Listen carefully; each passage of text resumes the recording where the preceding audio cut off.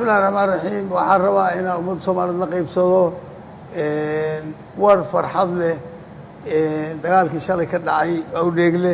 oo ciidanka xoogga dalka Soomaaliyeed ay mataqaanaa meesha joogay ay soo weerareen nimanka argagixisada xoogga dalka Soomaaliyeed oo iska caabiyay si aad iyo aad u difaacay ciidan yar xoogga dalka Soomaaliyeed oo meesha ku jiray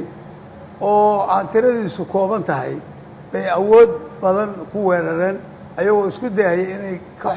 xoog bataan la wareegaan meesha qalabka iyo teknikadeena qaataan dadkana ku laayaan laakiin waxa ka raacay jab ayna waligood ka soo waqsanay waligoodna ay xasuusan doonaan waan ogahay markay wax dharbaax xun gaarto September taariikh bay u sameeyeen urur hebel laakiin waxaan ogahay inay tan aysan ahayn mid ay iloobi doonaan waxaan aaminsanahay khasaarihii shalay soo gaaray ee ahaa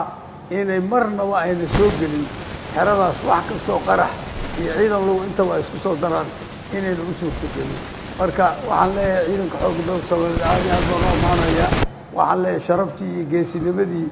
iyo mataqaanaa aqoontii idinku yaqaanay baa muujiseen waxaan aaminsanahay mar kasta inaad muujin doontaan intaas iyo in ka badan geesinimadii aan shalay u diyaar garoodeen ee ahayd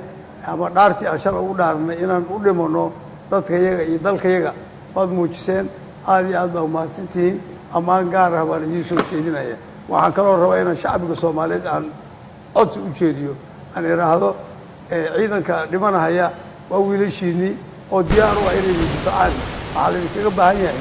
mar kasta meesha idinla joogaan inaad ku gacan siisaan waajibaadkooda wixii ay idinkaga baahdaan oo mataqaana ay u baahayeen wixii ayagu ay idinkaga baahdaan waxaan shaki ku jirin wada shaqaynteenu inay keenayso guul rasmi ah oo waliba degdeg ah aad iyo aad baa umahadsantihiin